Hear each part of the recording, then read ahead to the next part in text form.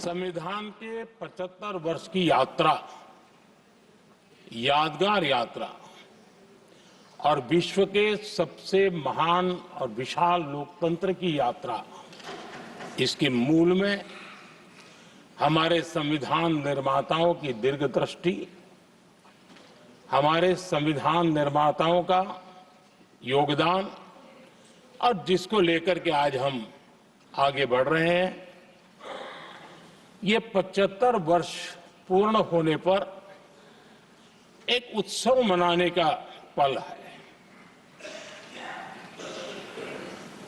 मेरे लिए खुशी की बात है कि संसद भी इस उत्सव में शामिल होकर के अपनी भावनाओं को प्रकट कर रही है।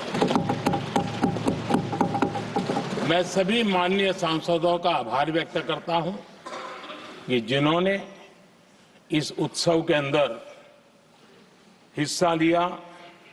मैं उन सबका अभिनंदन करता हूं। आदरणीय अध्यक्ष जी, 75 वर्ष की उपलब्धि साधारण नहीं है, असाधारण है। और जब देश आजाद हुआ और उस समय भारत के लिए जो जो संभावनाएं व्यक्त की गई थी, उन सभी संभावनाओं को निरस्त करते हुए, परास्त करते हुए भारत का संविधान हमें यहां तक ले आया है। और इसलिए इस महान उपलब्धि के लिए संविधान निर्माताओं के साथ साथ मैं देश के कोटि कोटि नागरिकों का आदरपूर्वक नमन करता हूं, जिन्होंने इस भावना को, इस नई व्यवस्था को जी करके दिखाया है। संविधान निर्माताओं की जो भावनाएं थी, उसको जीने में पिछले 75 साल भारत का नागरिक हर कसौटी पर खरा उतरा है। और इसलिए भारत का नागरिक सर्वाधिक अभिनंदन का अधिकारी है। आदरणीय सभापति जी, संविधान निर्माता इस बात में बहुत सजग थे। वो ये नहीं मानते थे कि भारत का जन्म 1947 में हुआ है। वो ये नहीं मानते थे कि भारत में लोकतंत्र 1950 से आ रहा है। वे मानते थे यहां की महान परंपरा को, महान संस्कृति को, महान विरासत को, हजारों साल की उस यात्रा को, उसके प्रति वो सजग थे। उनको इस बात का पूरा भान था। आदरणीय सभापति जी, भारत का लोकतंत्र, भारत का गणतांत्रिक अतीत बहुत ही समृद्ध रहा है, विश्व के लिए प्रेरक रहा है। और तभी तो भारत आज मदर ऑफ डेमोक्रेसी के रूप में जाना जाता है। हम सिर्फ विशाल लोकतंत्र है इतना नहीं, हम लोकतंत्र की जननी है। आदरणीय सभापति जी, मैं जब ये कह रहा हूं तो मैं 3 महापुरुषों के कोट इस सदन के सामने प्रस्तुत करना चाहता हूं। राजर्षि पुरुषोत्तम दास टंडन जी, मैं संविधान सभा के अंदर हुई चर्चा का उल्लेख कर रहा हूं। उन्होंने कहा था, सदियों के बाद हमारे देश में एक बार फिर ऐसी बैठक बुलाई गई है, यह हमारे मन में अपने गौरवशाली अतीत की याद दिलाती है। जब हम स्वतंत्र हुआ करते थे, जब सभाएं आयोजित की जाती थी जिसमें विद्वान लोग देश के महत्वपूर्ण मामलों पर चर्चा करने के लिए मिला करते थे। दूसरा कोट मैं पढ़ रहा हूं डॉक्टर राधाकृष्णन जी का। वे भी इस संविधान सभा के सदस्य थे। उन्होंने कहा था, इस महान राष्ट्र के लिए गणतांत्रिक व्यवस्था नई नहीं है।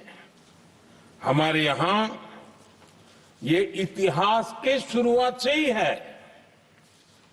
और तीसरा कोट मैं बाबा साहब आम्बेडकर का कह रहा हूं। बाबा साहब आम्बेडकर जी ने कहा था, ऐसा नहीं है कि भारत को पता नहीं था कि लोकतंत्र क्या होता है। एक समय था जब भारत में कई गणतंत्र हुआ करते थे।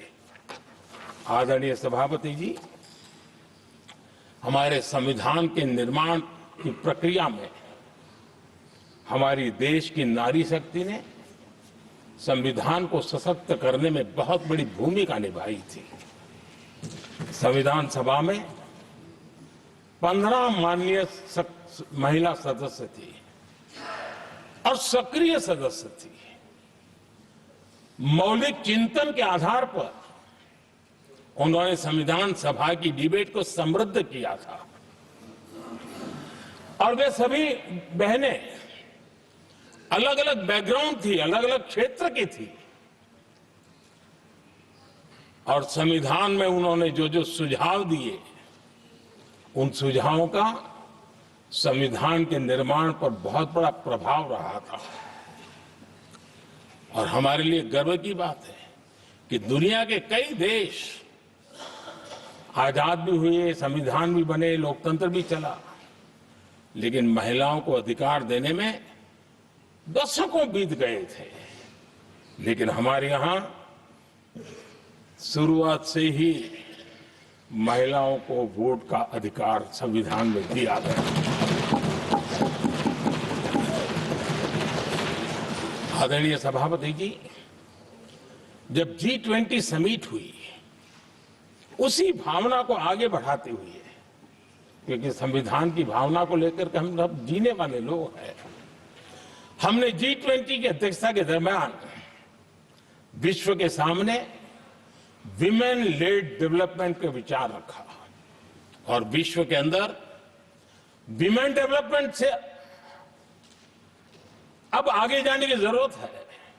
और इसलिए हमने विमेन लेड डेवलपमेंट की चर्चा को अंजाम दिया। इतना ही नहीं, हम सभी सांसदों ने मिलकर के एक स्वर से नारी शक्ति बंधन अधिनियम पारित करके हमारी महिला शक्ति को भारतीय लोकतंत्र में उनकी भागीदारी सुनिश्चित करने के लिए हम लोगों ने कदम उठाए।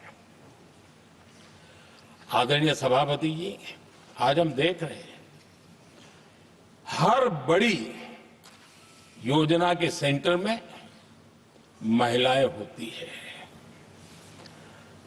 और ये जो संविधान के हम 75 वर्ष मना रहे हैं, ये संयोग है और अच्छा संयोग है कि भारत के राष्ट्रपति के पद पर एक आदिवासी महिला विराजमान। ये हमारे संविधान की भावना की एक अभिव्यक्ति भी है।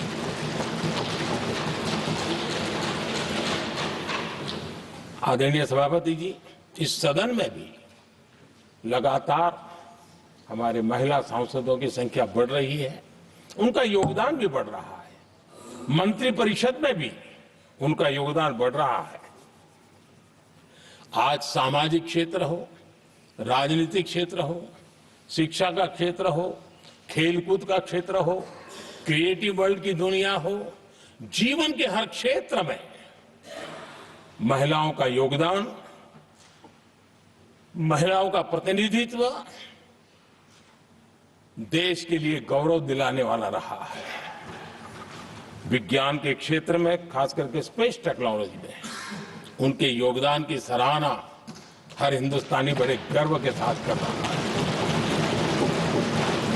और इन सब की सबसे बड़ी प्रेरणा हमारा संविधान है। आदरणीय सभापति जी, हमारा देश बहुत तेज गति से विकास कर रहा है। भारत बहुत ही जल्द विश्व की तीसरी बड़ी आर्थिक शक्ति बनने की दिशा में बहुत मजबूत कदम रख रहा है। और इतना ही नहीं, ये 140 करोड़ देशवासियों का संकल्प है कि जब हम आजादी की शताब्दी मनाएंगे, हम इस देश को विकसित भारत बना करके रहेंगे। ये हर भारतीय का संकल्प है, ये हर भारतीय का सपना है। लेकिन इस संकल्प से सिद्धि के लिए सबसे बड़ी आवश्यकता है, वो है भारत की एकता। हमारा संविधान भी भारत की एकता का आधार है।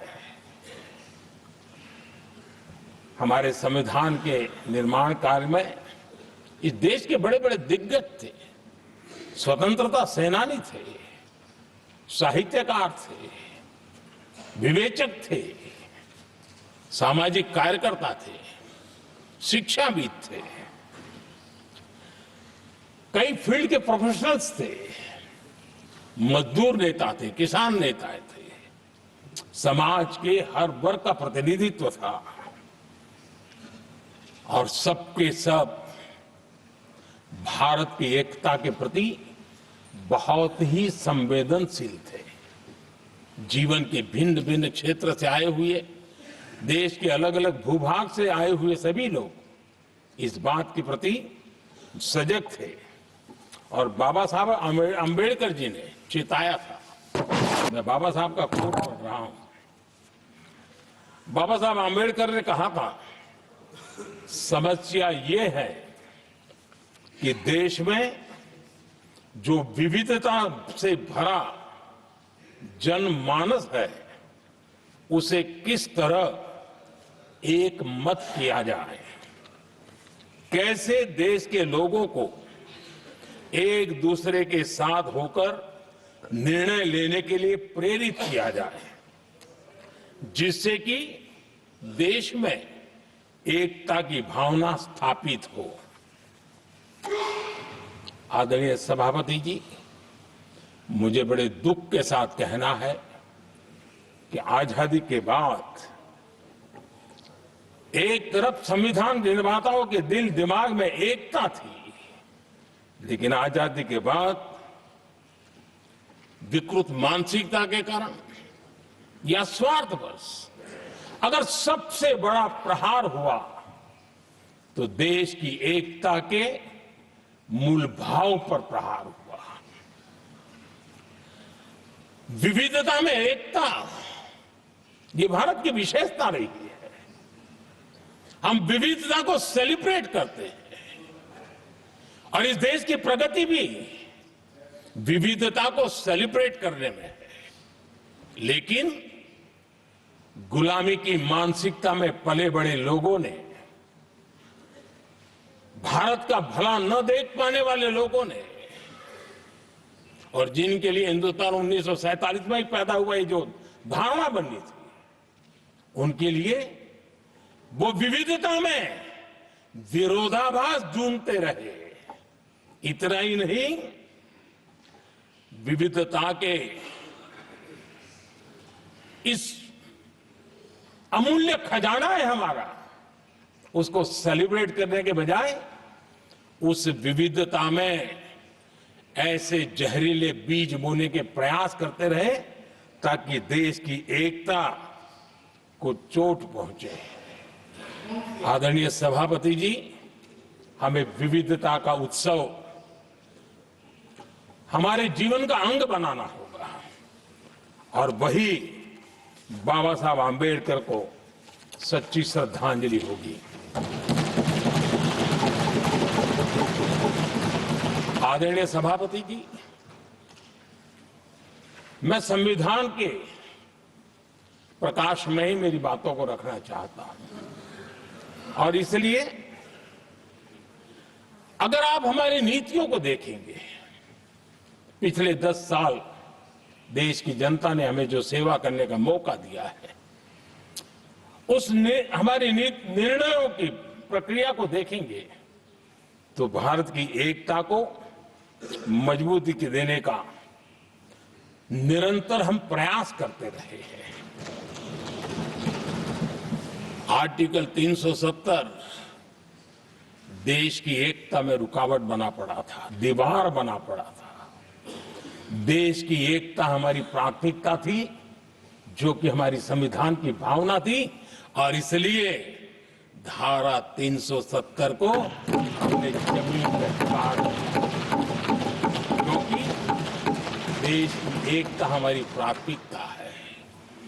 आदरणीय सभापति जी, इस इतने बड़े विशाल देश में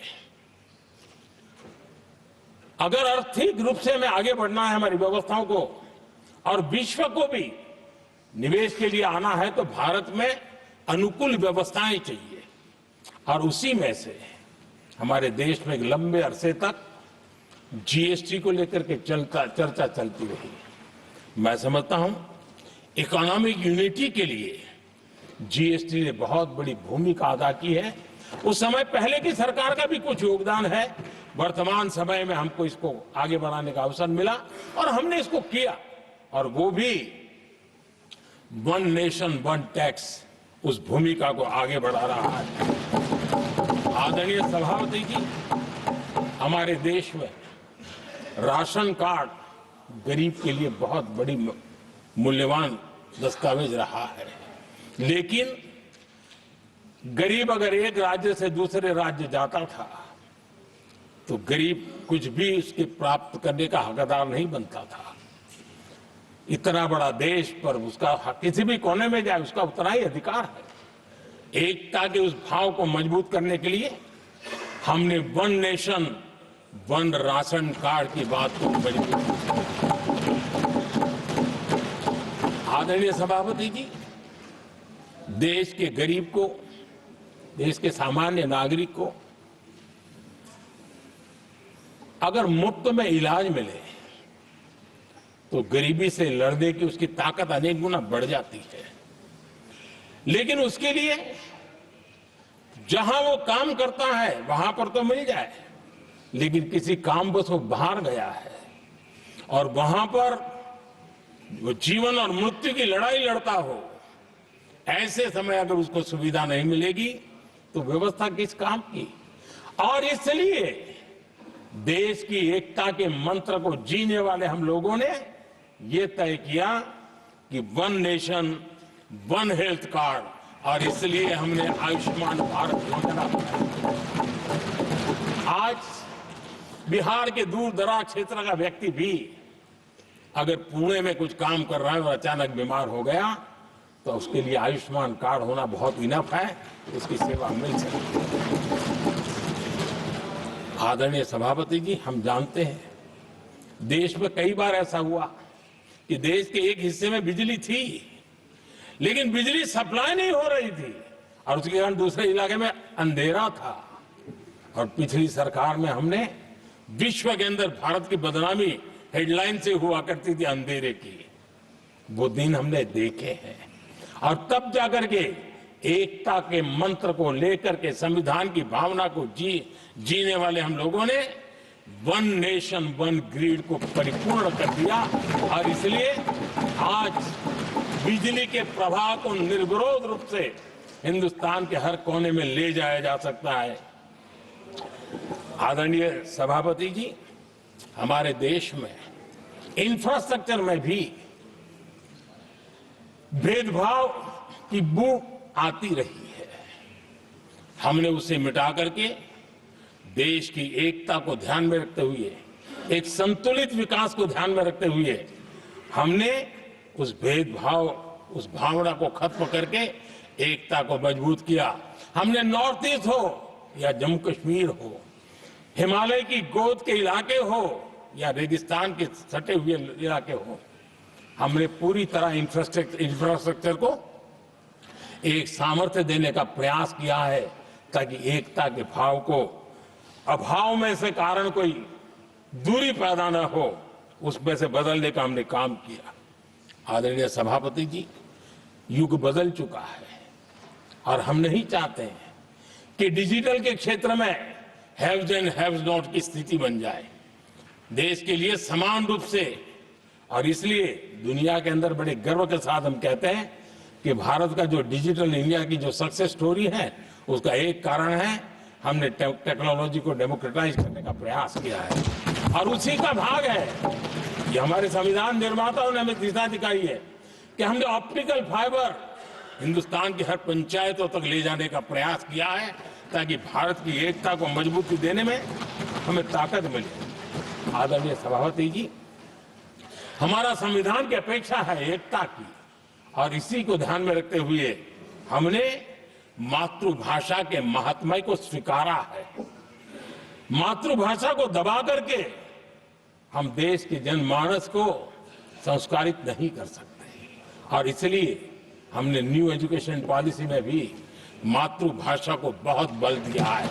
और अब मेरे देश का गरीब का बच्चा भी मातृभाषा में डॉक्टर, इंजीनियर बन सकता है, क्योंकि हमारा संविधान सबसे पीछे है, उनकी सबसे दरकार करने का हमें आदेश देता है। इतना ही नहीं, हमने क्लासिकल लैंग्वेज की दिशा में भी कई लैंग्वेजेस जो जिनका हक बनता था, उनको हमने उस स्थान पर रख करके हमने उनका सम्मान किया था। देश भर में एक भारत श्रेष्ठ भारत का अभियान देश के एकता को मजबूत, नई पीढ़ी को वो संस्कारित करने का काम हमारी तरफ से चल रहा है। आदरणीय सभापति जी, काशी तमिल संगमम और तेलुगु काशी संगमम ये आज एक बहुत बड़ा इंस्टीट्यूशनलाइज हुआ है और समाज के निकटता को मजबूती देने का एक सांस्कृतिक प्रयास भी हमारा चलता रहा है, क्योंकि उसका कारण यही है कि संविधान की मूल धारा में भारत की एकता का महात्म्य स्वीकार किया गया है और उसको हमें बल देना चाहिए। आदरणीय सभापति जी,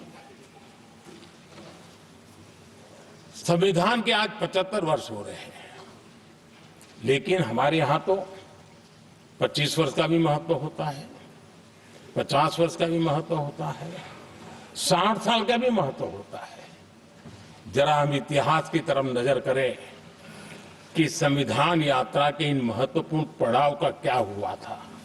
जब देश संविधान के 25 वर्ष पूरे कर रहा था, उसी समय हमारे देश में संविधान को नोच लिया गया, इमरजेंसी आपातकाल लाया गया।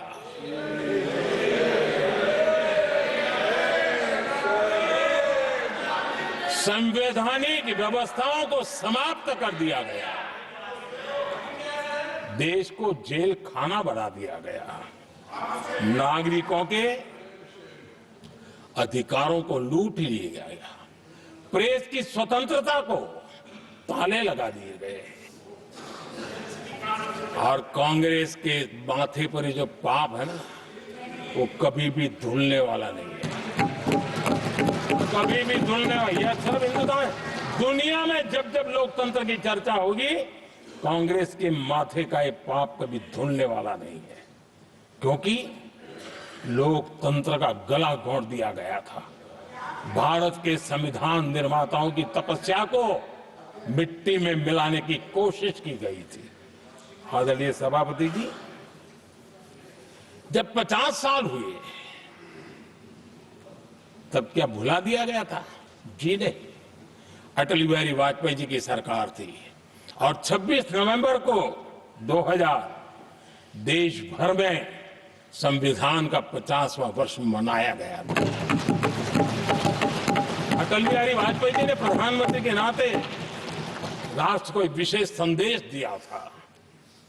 एकता, जनभागीदारी, साझेदारी, उसके महत्व पर बल देते हुए उन्होंने संविधान की भावना को जीने का प्रयास किया था, जनता को जगाने का भी प्रयास किया था। और अध्यक्ष जी, जब देश संविधान का 50 वर्ष मना रहा था और जब 50 वर्ष की पूर्णाहुति हुई, तो ये मेरा भी सौभाग्य था कि मुझे भी संविधान की प्रक्रिया से मुख्यमंत्री बनने का अवसर मिल गया। और मैं जब मुख्यमंत्री था उसी कार्यकाल में संविधान के 60 साल हुए और तब मैंने तय किया था मुख्यमंत्री के नाते कि हम गुजरात में संविधान के 60 साल मनाएंगे। और इतिहास में पहली बार ऐसा हुआ है जब संविधान के ग्रंथ को हाथी पर बनाई हुई अंबाड़ी में रखा गया, उस विशेष व्यवस्था में रखा गया। हाथी पर संविधान की यात्रा निकल, संविधान गौरव यात्रा निकाली गई और राज्य का मुख्यमंत्री उस संविधान के नीचे हाथी के बगल में पैदल चल रहा था और देश को संविधान का महत्व समझाने का सांकेतिक प्रयास कर रहा था। ये सौभाग्य भी मुझे प्राप्त हुआ था, क्योंकि हमारे लिए संविधान का महत्व क्या है। और आज 75 साल हुए हमें अवसर मिला। और मुझे याद है जब मैंने लोकसभा के पुराने सदन के अंदर जब 26 नवंबर को संविधान दिवस मनाने की बात कही थी, तब एक वरिष्ठ नेता ने सामने से आवाज उठाई थी कि 26 जनवरी तो है, 26 नवंबर की क्या जरूरत है। क्या भावना घर कर गई थी। ये बहुत पुरानी बात नहीं है, इसी सदन में मेरे सामने हुआ था। लेकिन आदरणीय सभापति जी, मेरे लिए खुशी की बात है कि इस विशेष सत्र में अच्छा होता, संविधान की शक्ति, संविधान की विविधताओं पर चर्चा होती, नई पीढ़ी को काम आता। लेकिन हर एक की अपनी अपनी मजबूरियां होती है, हर कोई अपना दुख किसी न किसी रूप में प्रकट करता रहता है। कईयों ने अपनी विफलताओं का दुख प्रकट किया है। अच्छा होता दलगत भावनाओं से उठ करके देश हित में संविधान की चर्चा हुई होती, तो एक समृद्धि मिलती अनेक देश की नई पीढ़ी को। आदरणीय सभापति जी, मैं तो संविधान के प्रति विशेष आदर का भाव व्यक्त करना चाहूंगा कि संविधान की भावना थी कि मेरे जैसे अनेक लोग जो यहां पहुंच नहीं पाते, ये संविधान था जिसके कारण हम पहुंच पाए। क्योंकि हमारा कोई बैकग्राउंड नहीं था, हम यहां तक कैसे आते। ये संविधान का सामर्थ्य था, जनता जनार्दन के आशीर्वाद थे। इतना बड़ा दायित्व, और मेरे जैसे बहुत लोग यहां भी हैं जिनका ऐसा कोई बैकग्राउंड नहीं है, यही एक सामान्य परिवार से आए हैं और आज संविधान ने हमें यहां तक पहुंचाया है। और ये भी कितना बड़ा सौभाग्य है कि हमें देश ने इतना स्नेह दिया, एक बार नहीं, 2 बार नहीं, 3 बार। ये हमारे संविधान के बिना संभव नहीं था। आदरणीय सभापति जी,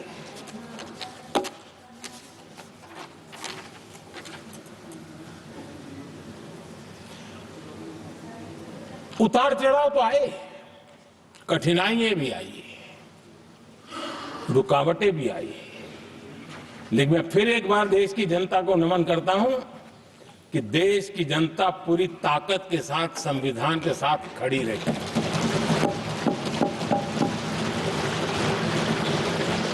आदरणीय सभापति जी, मैं आज यहां किसी की व्यक्तिगत आलोचना करना नहीं चाहता, लेकिन तथ्यों को देश के सामने रखना जरूरी है और इसलिए मैं तथ्यों को रखना चाहता हूं।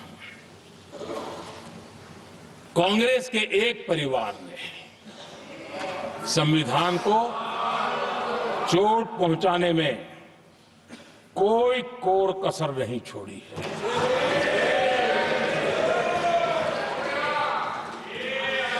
और मैं इसलिए एक परिवार का उल्लेख करता हूं कि 75 साल की हमारी यात्रा में 55 साल एक ही परिवार ने राज किया है।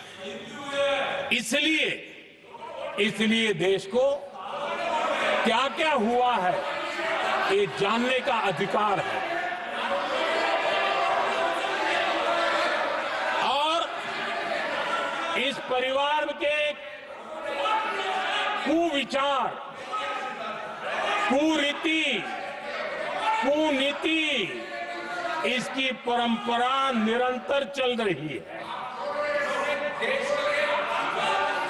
हर स्तर पर इस परिवार ने संविधान को चुनौती दी। आदरणीय सभापति जी, 1947 टू 1952 इस देश में इलेक्टेड गवर्नमेंट नहीं थी। एक अस्थाई व्यवस्था थी, एक सिलेक्टेड सरकार थी और चुनाव नहीं हुए थे। और जब तक चुनाव न हो तब तक एक इंटरिम व्यवस्था के रूप में कोई खाका खड़ा करना चाहिए, किया गया था। 1952 के पहले राज्यसभा का भी गठन नहीं हुआ था। राज्यों में भी कोई चुनाव नहीं थे, जनता का कोई आदेश नहीं था। उसके बावजूद भी, और अभी तो संविधान निर्माताओं ने इतना मंथन करके संविधान बनाया था। 1951 में जबकि चुनी हुई सरकार नहीं थी, उन्होंने ऑर्डिनेंस करके संविधान को बदला और किया क्या? अभिव्यक्ति की आजादी पर हमला कर दिया गया।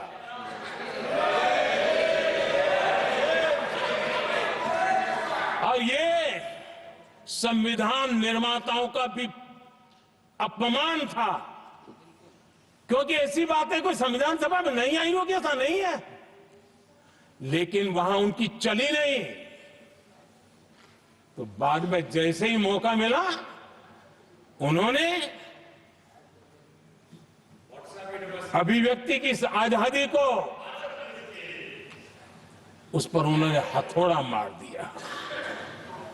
और ये संविधान निर्माताओं का घोर अपमान है।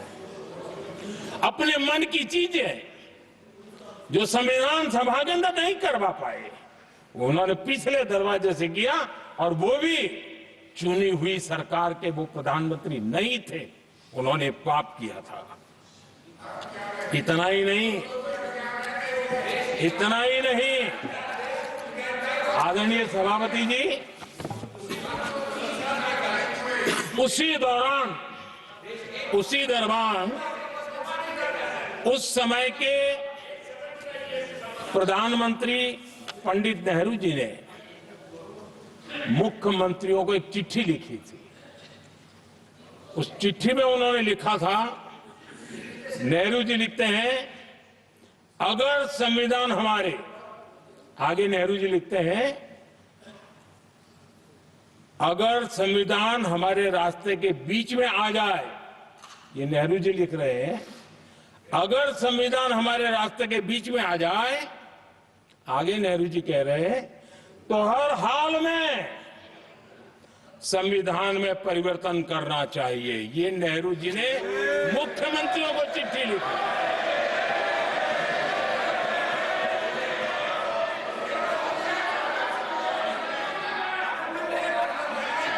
और आदरणीय सभापति जी, ये भी देखिए, 1951 में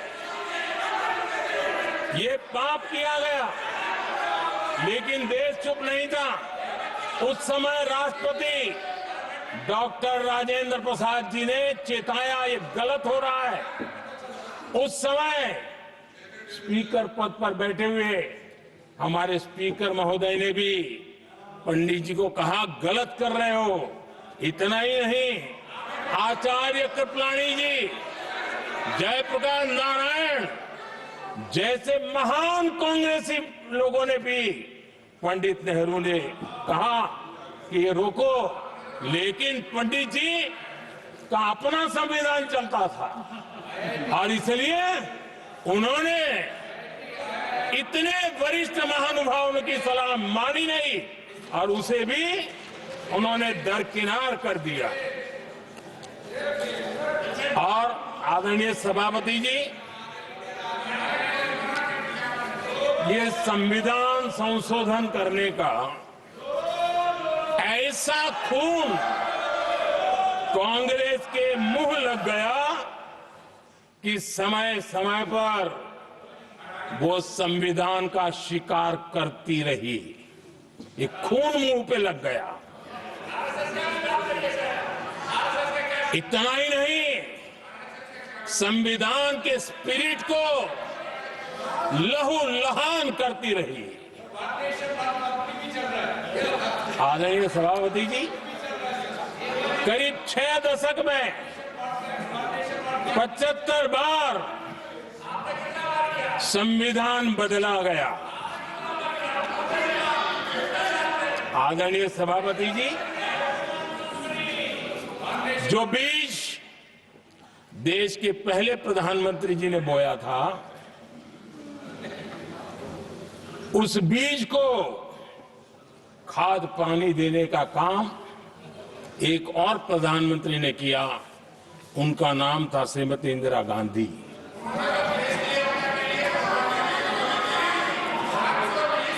जो पाप पहले प्रधानमंत्री करके गए और जो खून लग गया था 1971 में, सुप्रीम कोर्ट का एक फैसला आया था। उस सुप्रीम कोर्ट के फैसले को संविधान बदल करके पलट दिया गया और 71 में ये संविधान संशोधन किया गया था। और क्या था, उन्होंने हमारे देश की अदालत के पंख काट दिए थे और यहां पर तो किया था कि संसद संविधान के किसी भी आर्टिकल में जो मर्जी पड़े वो कर सकती है और अदालत उसकी तरफ देख भी नहीं सकती है। अदालत के सारे अधिकारों को छीन लिया गया था। ये पाप 1971 में उस समय की प्रधानमंत्री श्रीमती इंदिरा गांधी ने किया था।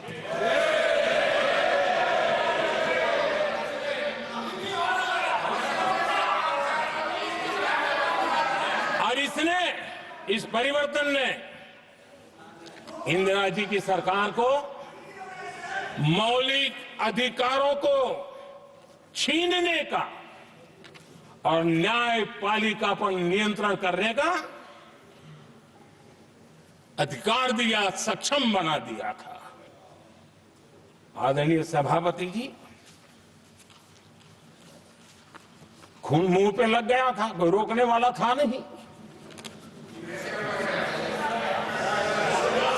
और इसलिए जब इंदिरा जी को गैर रीति के कारण, असंवैधानिक तरीके से चुनाव लड़ने के कारण अदालत ने उनके चुनाव को खारिज कर दिया और उनको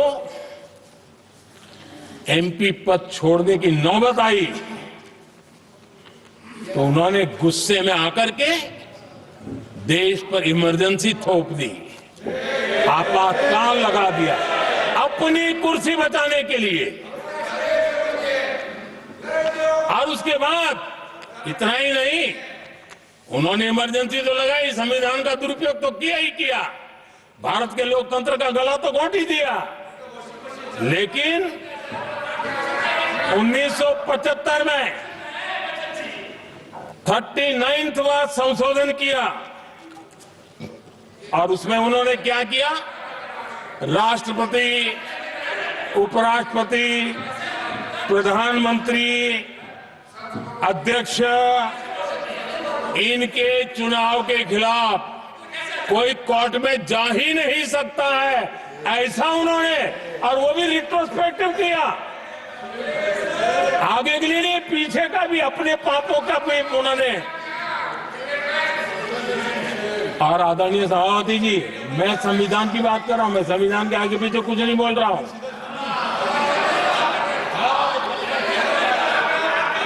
आदरणीय सभापति जी,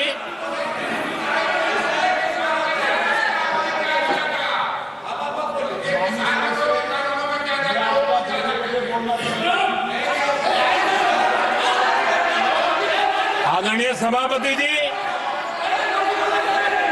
इमरजेंसी में लोगों के अधिकार छीन लिए गए, देश के हजारों लोगों को जेलों में ठूस दिया गया, न्यायपालिका का गला दौड़ दिया गया, अखबारों की स्वतंत्रता पर ताले लगा दिए गए। इतना ही नहीं, कमिटेड जुडिशरी, इस विचार को उन्होंने पूरी ताकत दी। और इतना ही नहीं, जिस जस्टिस एहतार खन्ना ने उनके चुनाव में उनको खिलाफ जो जजमेंट दिया था, वो इतना गुस्सा भरा था कि जब जस्टिस एहतार खन्ना, जो सीनियरिटी के आधार पर सुप्रीम कोर्ट के चीफ जस्टिस बनने थे, जिन्होंने संविधान के सम्मान करते हुए उस पीरियड से इंदिरा जी को सजा दी थी, उन्होंने मुख्य न्यायाधीश नहीं बनने दिया। ये संविधान और अलोकतांत्रिक प्रक्रिया रही।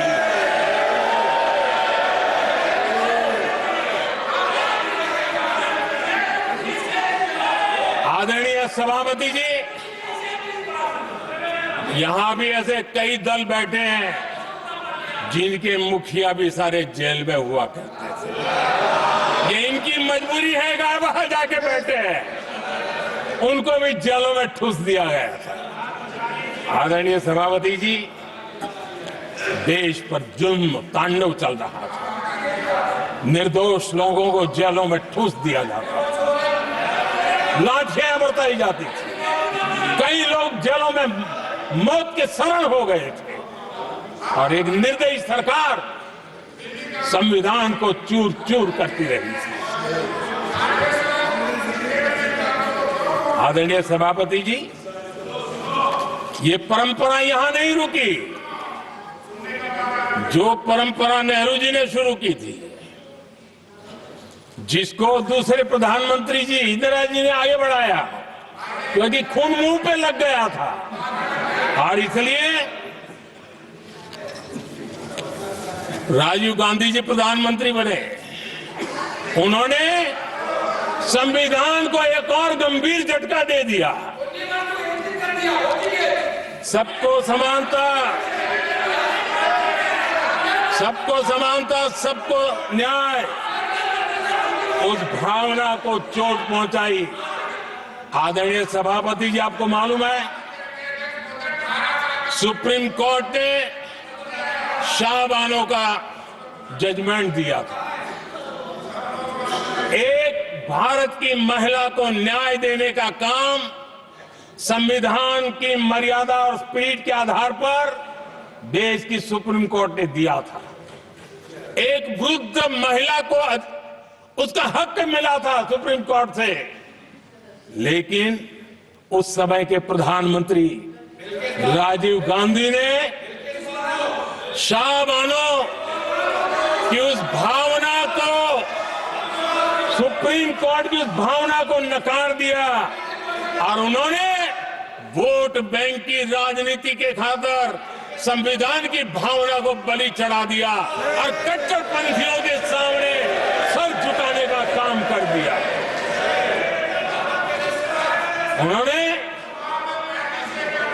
न्याय के लिए तड़प रही ही एक वृद्ध महिला को साथ देने के बजाय उन्होंने कट्टरपंथियों का साथ दिया। संसद में कानून बना करके सुप्रीम कोर्ट के निर्णय को फिर एक बार पलट दिया गया। आदरणीय सभापति जी, बात वहां से नहीं अटकी है। नेहरू जी ने शुरू किया, इंदिरा जी ने आगे बढ़ाया और राजीव जी ने भी उसको ताकत दी, खाद पानी देने का काम किया।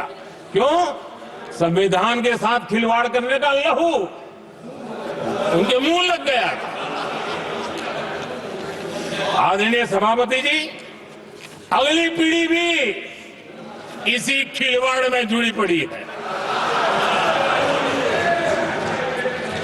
एक किताब को मैं कोट कर रहा हूं। उस किताब में जो लिखा गया है, और उसमें प्रधानमंत्री उस समय के मेरे पहले जो प्रधानमंत्री थे उनको कोट किया है। उन्होंने कहा है, मुझे यह स्वीकार करना होगा कि पार्टी अध्यक्ष सत्ता का केंद्र है।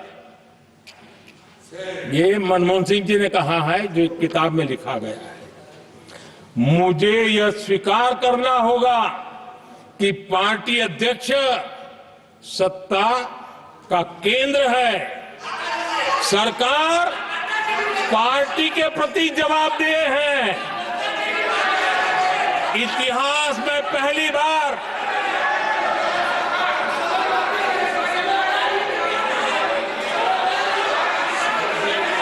आदरणीय सभापति जी, नहीं, आप सदन इतिहास तरीके में नहीं पहली बार नो, ये तरीका बिल्कुल ठीक नहीं है।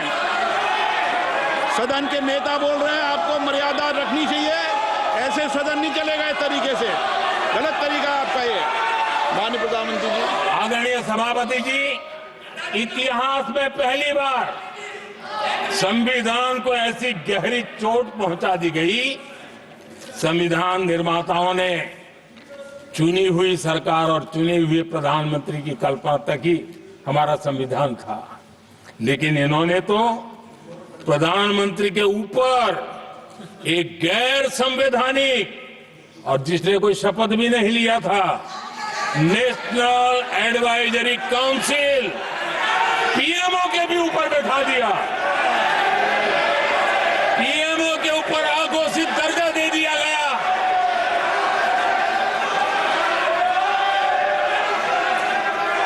आदरणीय सभापति जी, इतना ही नहीं, और एक पीढ़ी आगे चले, और उस पीढ़ी ने क्या किया?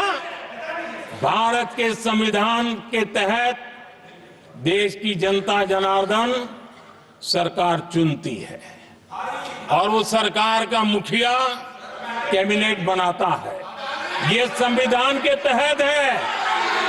इस कैबिनेट ने जो निर्णय किया, संविधान का अपमान करने वाले अहंकार से भरे लोगों ने पत्रकारों के सामने कैबिनेट के निर्णय को फाड़ दिया।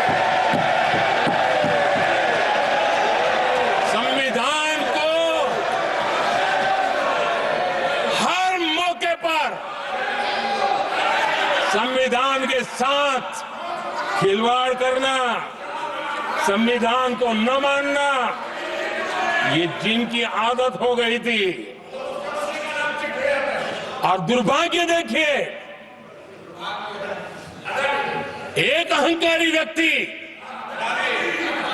कैबिनेट के निर्णय को फाड़ दे और कैबिनेट अपना फैसला बदल दे। ये कौन सी व्यवस्था है? आदरणीय सभापति जी, मैं जो कुछ भी कह रहा हूं वो संविधान के साथ क्या हुआ उसी की बात कर रहा हूं। उस समय करने वाले पात्रों को लेकर किसी को परेशानी होती होगी, लेकिन बात संविधान की है।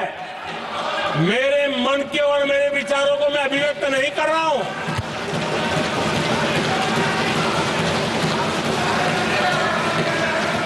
आदरणीय सभापति जी, कांग्रेस ने निरंतर संविधान की अवमानना की, संविधान के महत्व को कम किया। कांग्रेस इसके अनेक उदाहरणों से भरा पड़ा हुआ है। संविधान के साथ धोखेबाजी कैसे करते थे, संवैधानिक संस्थाओं को कैसे नहीं मानते थे, इस देश में बहुत कम लोगों को मालूम होगा। 370 की तो पता है सबको, 35A का पता बहुत कम है।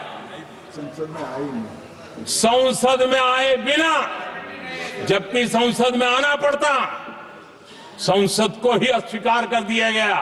भारत के संविधान का अगर कोई पहला पुत्र है तो ये संसद है, उसको भी उन्होंने गला घोंटने का काम किया। 35A जो संसद में लाए बिना उन्होंने देश पर थोप दिया, और अगर 35A न होता तो जम्मू कश्मीर में जो हालत पैदा हुई वो हालत पैदा न हुई होती। राष्ट्रपति के आदेश पर यह काम किया गया और देश की संसद को अंधेरे में रखा गया। आदरणीय सभापति, ये संसद का अधिकार था, कोई अपनी मनमानी से नहीं कर सकता था, लेकिन उनके पास बहुमत था, कर सकते थे, लेकिन वो नहीं किया क्योंकि पेट में पाप था, देश की जनता से छुपाना चाहते थे। आदरणीय सभापति जी, इतना ही नहीं, बाबा साहब आंबेडकर जिनके प्रति आज सम्मान का भाव सब कोई अनुभव कर रहा है, और हम लोगों के लिए तो बहुत विशेष है, क्योंकि हम लोगों के लिए तो जीवन में बहुत बड़ी जो कुछ भी रास्ते मिले ना वहीं से मिले हैं। आदरणीय सभापति जी, बाबा साहब आंबेडकर, इनके प्रति भी इनके मन में कितनी कटुता भरी थी, कितना द्वेष भरा था, मैं आज उसके डिटेल में जाना नहीं चाहता हूं, लेकिन जब अटल जी की सरकार थी तब बाबा साहब आंबेडकर, उनका जो महापरिनिर्वाण भूमि है, वहां पर अलीपुर रोड पर अटल जी की सरकार में बाबा साहब आंबेडकर जी के स्मृति में एक स्मारक बनाना तय हुआ। अटल जी के समय ये नहीं हुआ। दुर्भाग्य देखिए, 10 वर्ष यूपीए की सरकार रही, उसने इस काम को नहीं किया, न होने दिया। बाबा साहब आंबेडकर का जब हमारी सरकार आई, बाबा साहब आंबेडकर के प्रति हमारा श्रद्धा होने के कारण हमने अलीपुर रोड पर बाबा साहब मेमोरियल बनाया और उसका काम किया। आदरणीय सभापति जी, दिल्ली में जब बाबा साहब आंबेडकर के 1992 में, उस समय चंद्रशेखर जी कुछ समय थे, तब एक निर्णय किया गया था, आंबेडकर इंटरनेशनल सेंटर यही जनपद के पास 40 साल तक वो कागज पे ही पड़ा रहा, नहीं किया गया। और तब जाकर के 2015 में हमारी सरकार आई और हमने आकर के इस काम को पूरा किया। बाबा साहब को भारत रत्न देने का काम भी जब कांग्रेस सत्ता से बाहर गई तब संभव हुआ। इतना ही नहीं, आदरणीय सभापति जी, बाबा साहब आंबेडकर के 125 साल तो हमने पूरी दुनिया में बनाए थे, विश्व के 120 देशों में बनाने का काम किया था। लेकिन जब बाबा साहब आंबेडकर की शताब्दी थी, तब अकेली बीजेपी की सरकार थी मध्य प्रदेश में।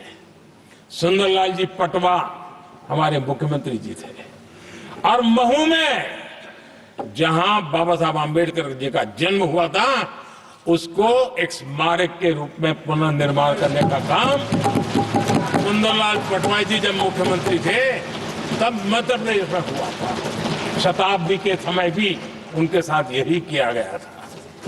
आदरणीय सभापति जी,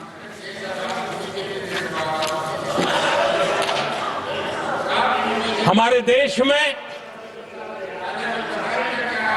बाबा साहब आंबेडकर एक दीर्घदृष्टा थे। समाज के दबे कुचले लोगों को मुख्य धारा में लाने के लिए वो प्रतिबद्ध थे और एक लंबे सोच के साथ भारत को अगर विकसित होना है तो भारत का कोई अंग दुर्बल नहीं रहना चाहिए, ये चिंता बाबा साहब को सताती थी।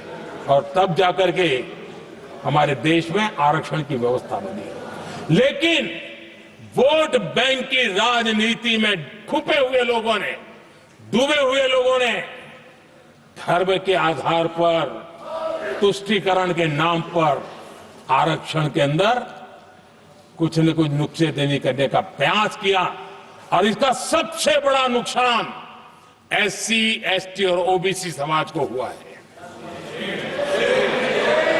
आदरणीय सभापति जी, आरक्षण की कथा बहुत लंबी है।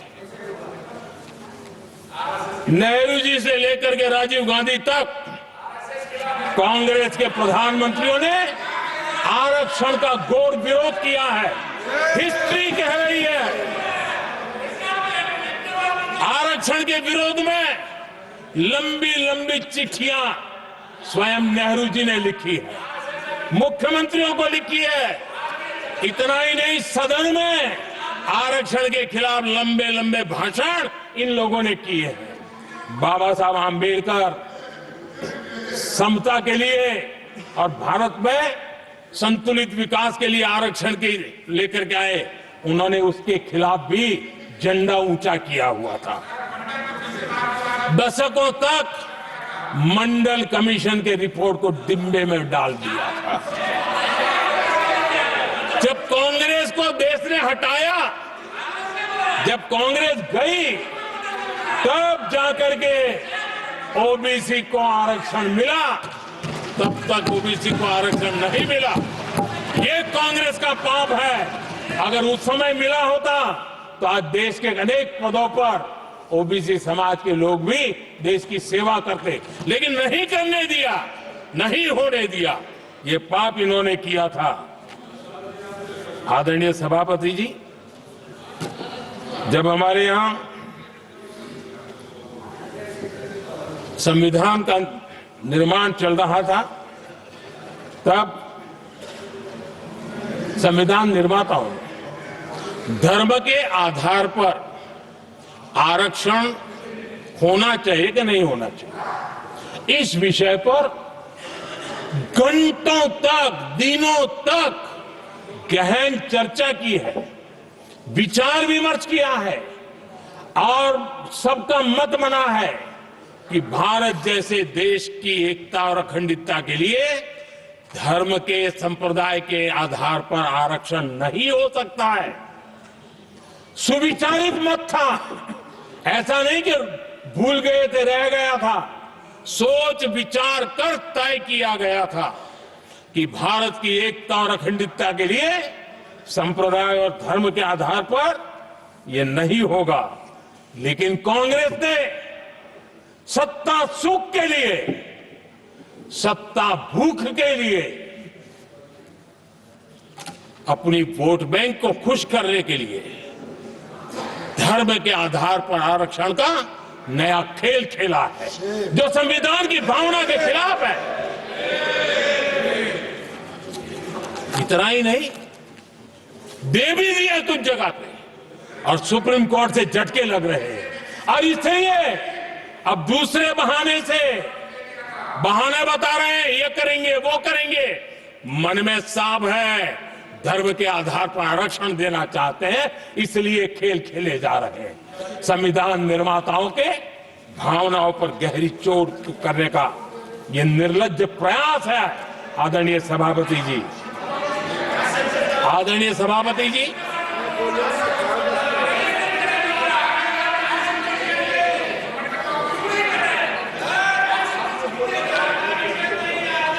आदरणीय सभापति जी, एक गलत और विषय, ये तरीका ठीक नहीं। आपके नेता ने बोला, आपने बोला दोबारा बात मत करो। इसकी भी मैं चर्चा करना चाहता हूं। और वो ज्वलंत विषय समान नागरिक संहिता, यूनिफॉर्म सिविल कोड। ये विषय भी संविधान सभा के ध्यान बाहर नहीं था।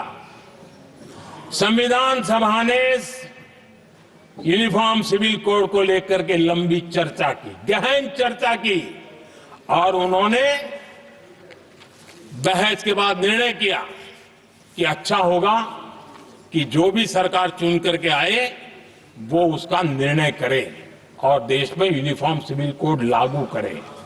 ये संविधान सभा का आदेश था। और बाबा साहब आंबेडकर ने कहा था, जो लोग संविधान को समझते नहीं है, देश को समझते नहीं है, सत्ता भूख सेवा कुछ पड़ा नहीं है, उनको पता नहीं है बाबा साहब ने क्या कहा था। बाबा साहब ने कहा था, धार्मिक आधार पर बने, ये मैं बाबा साहब की बात कर रहा हूं, इतना वीडियो कट करके घुमाना मत। आदरणीय सभापति जी, बाबा साहब ने कहा था, धार्मिक आधार पर बने पर्सनल लॉ को खत्म करने की बाबा साहब ने जोरदार वकालत की थी। उस समय के सदस्य के.एम. मुंशी जी ने कहा था, समान नागरिक संहिता को राष्ट्र की एकता और आधुनिकता के लिए अनिवार्य बताया था। कमा मुंशी जी ने। सुप्रीम कोर्ट ने भी कई बार कहा है कि देश में यूनिफॉर्म सिविल कोड जल्द से जल्द लाना चाहिए। सरकारों को आदेश दिए हैं सुप्रीम कोर्ट ने। और उसी संविधान की भावना को ध्यान में रखते हुए, संविधान निर्माताओं की भावनाओं को ध्यान में रखते हुए, हम पूरी ताकत से लगे हुए हैं सेक्युलर सिविल कोड की। और आज कांग्रेस के लोग संविधान निर्माताओं की भावना का भी, सुप्रीम कोर्ट की भावना का भी अनादर कर रहे हैं, क्योंकि उनकी राजनीति को सूट नहीं करता है। उनके लिए संविधान वो पवित्र ग्रंथ नहीं है, उनके लिए एक हथियार है राजनीति का। खेल खेलने का हथियार बना दिया। लोगों को डराने के लिए संविधान को हथियार बनाया जाता है। आदरणीय सभापति जी, और ये कांग्रेस पार्टी, उनको तो संविधान शब्द भी उनके मुंह में शोभा नहीं देता है। इसलिए जो अपनी पार्टी के संविधान को नहीं मानते हैं, जिन्होंने अपनी पार्टी के संविधान को कभी स्वीकार नहीं किया है, क्योंकि संविधान को स्वीकार करने के लिए एक लोकतांत्रिक स्पिरिट लगता है, जो जिनकी रगों में नहीं है। सत्तावाद और परिवारवाद भरा पड़ा है। अब आप देखिए जो कैसी शुरुआती कितनी गड़बड़ हुई है। मैं कांग्रेस की बात कर रहा हूं। 12 कांग्रेस की प्रदेश की कमेटियों ने, 12 प्रदेश कमेटियों ने सरदार पटेल के नाम पर सहमति दी थी। नेहरू जी के साथ एक भी कमेटी नहीं थी, नॉट अ सिंगल। संविधान के तहत सरदार साहब ही देश के प्रधानमंत्री बनते हैं, लेकिन लोकतंत्र में श्रद्धा नहीं, खुद के संविधान पर विश्वास नहीं, खुद के ही संविधान को स्वीकारना नहीं, और सरदार साहब देश के प्रधानमंत्री नहीं बन सके और ये बैठ गए। जो लोग अपनी पार्टी के संविधान को, जो लोग अपनी पार्टी के संविधान को नहीं मानते, वो कैसे देश के संविधान को स्वीकार कर सकते हैं?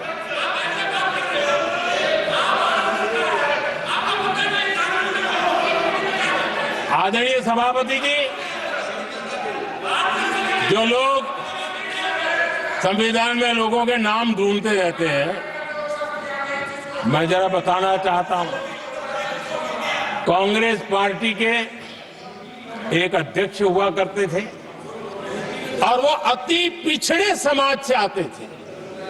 अति पिछड़े, पिछड़े भी नहीं, अति पिछड़े, अति पिछड़े समाज से आते हुए उनके अध्यक्ष श्रीमान सीताराम केसरी जी, कैसा अपमान किया गया। कहते हैं बाथरूम में बंद कर दिया गया, उठा करके फुटपाथ पर फेंक दिया गया। अपनी पार्टी के संविधान में ऐसा कभी नहीं लिखा गया, लेकिन अपनी पार्टी के संविधान को न मानना, लोकतंत्र की प्रक्रिया को न मानना और पूरी कांग्रेस पार्टी पर एक परिवार ने कब्जा कर लिया, लोकतंत्र को नकार दिया। आदरणीय सभापति जी,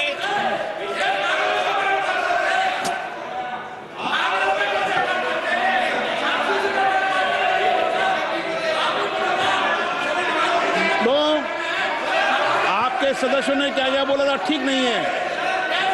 आप जब सदन के नेता बोल रहे हैं तो सदन की मर्यादा को रखो, आदरणीय अच्छी सभापति परंपरा जी, को बनाओ। संविधान के साथ खिलवाड़ करना, संविधान के स्पिरिट को तहस नहस करना, ये कांग्रेस की रगों में रहा है। हमारे लिए संविधान, उसकी पवित्रता, उसकी शुचिता हमारे लिए सर्वोपरि है। और ये शब्दों में नहीं है, जब जब हमें कसौटी पर कसा गया है, हम तप करके निकले हुए लोग हैं। मैं उदाहरण देना चाहता हूं, 1996 में सबसे बड़े दल के रूप में भारतीय जनता पार्टी जीत करके आई, सबसे बड़ा दल था और राष्ट्रपति जी ने संविधान की भावना तहत सबसे बड़े दल को प्रधानमंत्री के शपथ के लिए बुलाया और 13 दिन सरकार चली। अगर हमें संविधान के स्पिरिट के प्रति हमारा भावना न होती तो हम भी ये बांटो, वो बांटो, ये दे दो, वो दे दो, इसको डिप्टी पीएम बना दो, इसको ढिकना बना दो, हम भी सत्ता सुख भोग सकते थे। लेकिन अटल जी ने सौदेबाजी का रास्ता नहीं चुना, संविधान के सम्मान का रास्ता चुना और 13 दिन के बाद इस्तीफा देना स्वीकार कर दिया। ये ऊंचाई है हमारी लोकतंत्र के। इतना ही नहीं, 1998 में एनडीए की सरकार थी, सरकार चल रही थी, लेकिन कुछ लोगों को हम नहीं तो कोई नहीं, ये जो एक परिवार का खेल चला है, अटल जी की सरकार को अस्थिर करने के लिए खेल चले गए। वोट हुआ, खरीद फरोख्त तब भी हो सकती थी, बाजार में माल तब भी बिकता था,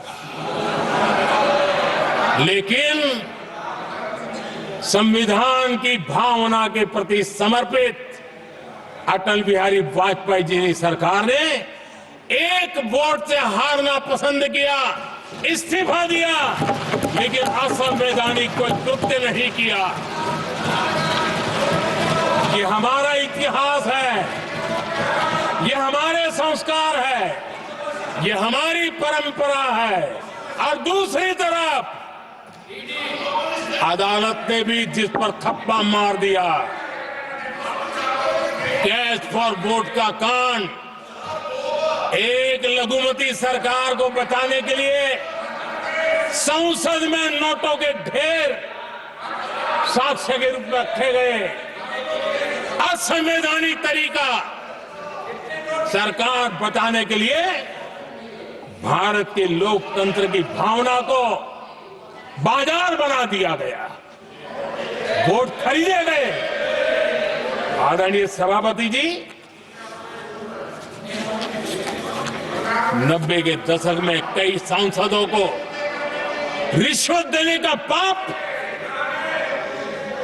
ये संविधान की भावना थी कि 140 करोड़ वासियों के मन में जो लोकतंत्र पनपा है, उस लोकतंत्र के साथ ये खिलवाड़। कांग्रेस के लिए सत्ता सुख, सत्ता की भूख, यही एकमात्र कांग्रेस का इतिहास है, कांग्रेस का वर्तमान है। आदरणीय सभापति जी, 2014 के बाद एनडीए को सेवा का मौका मिला। संविधान और लोकतंत्र को मजबूती मिली। ये पुरानी जो बीमारियों थी, उस बीमारी से मुक्ति का हमने एक अभियान चलाया। बीते 10 साल यहां से पूछा गया, हमने भी संविधान संशोधन किए। जी हां, हमने भी संविधान संशोधन किए हैं, देश की एकता के लिए, देश की अखंडता के लिए, देश के उज्जवल भविष्य के लिए और संविधान की भावना के प्रति पूर्ण समर्पण के साथ किए हैं। हमने संविधान संशोधन किया, क्यों किया? इस देश का ओबीसी समाज तीन दशक से ओबीसी कमीशन को संवैधानिक दर्जा देने के लिए मांग कर रहा है।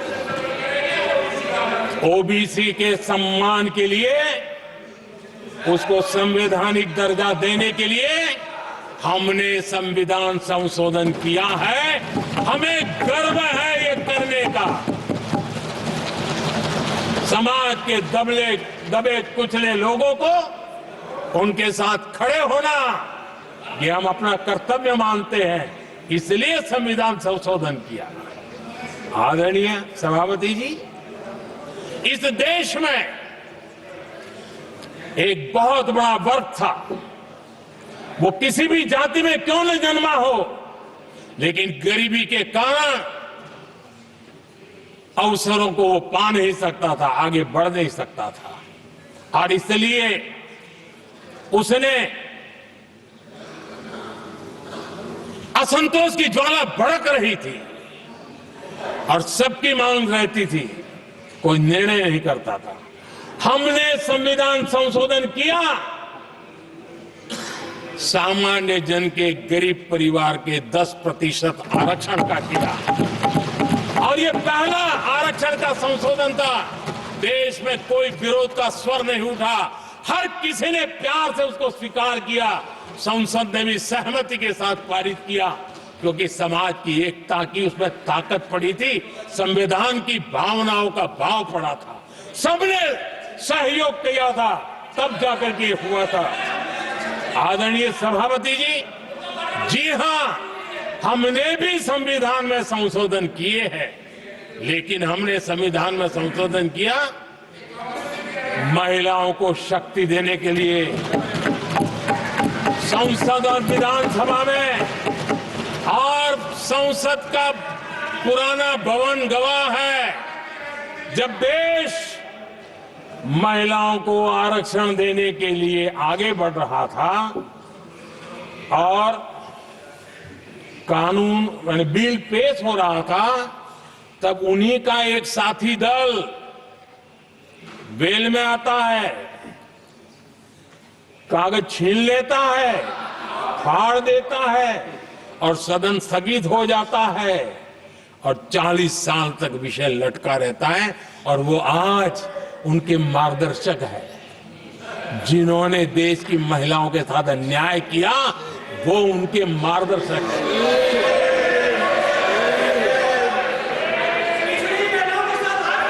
आदरणीय सभापति जी, हमने संविधान संशोधन किया, हमने देश की एकता के लिए किया। बाबा साहब आम्बेडकर का संविधान 370 की दीवार के कारण जम्मू कश्मीर की तरफ देख भी नहीं सकता था। हम चाहते थे बाबा साहब आम्बेडकर का संविधान हिंदुस्तान के हर हिस्से में लगना चाहिए, और इसलिए बाबा साहब को श्रद्धांजलि भी देनी थी, देश की एकता को मजबूत करना था। हमने संविधान संशोधन किया, डंके की चोट पर किया और 370 को हटाया, और भारत की सुप्रीम कोर्ट ने भी अब तो उसको मोहर लगा दी है। आदरणीय सभापति जी, हमने 370 का हटाने के लिए संशोधन किया। हमने ऐसे कानून भी बनाए। जब देश का विभाजन हुआ, महात्मा गांधी समेत देश के वरिष्ठ नेताओं ने सार्वजनिक रूप से कहा था कि पड़ोस के जो हमारे देश हैं, जहां जो माइनॉरिटीज है, वो जब भी संकट में आएगी तो उनकी चिंता ये देश करेगा। गांधी जी ने का वचन था, जो उनके नाम पर सत्ता पर चढ़ जाते थे उन्होंने तो पूरा नहीं किया, हमने सीएए ला करके उसको पूरा किया। वो कानून हमने लाया, हमने किया है, और गर्व के साथ आज भी हम उसको ओन कर रहे हैं, मुंह नहीं छुपाते हैं, क्योंकि देश के संविधान की भावना के साथ मजबूती के साथ खड़े रहने का हमने काम किया। आदरणीय सभापति जी, हमने जो संविधान संशोधन किए हैं वो पुरानी गलतियों को ठीक करने के लिए किए, और हमने एक उज्जवल भविष्य का रास्ता मजबूत करने के लिए किए हैं, और समय बताएगा, समय की कसौटी पर हम खरे उतरेंगे, क्योंकि वो सत्ता स्वार्थ के लिए किया गया पाप नहीं है, हमने देश हित में किया हुआ पुण्य है। और इसलिए हमें जो सवाल पूछते हैं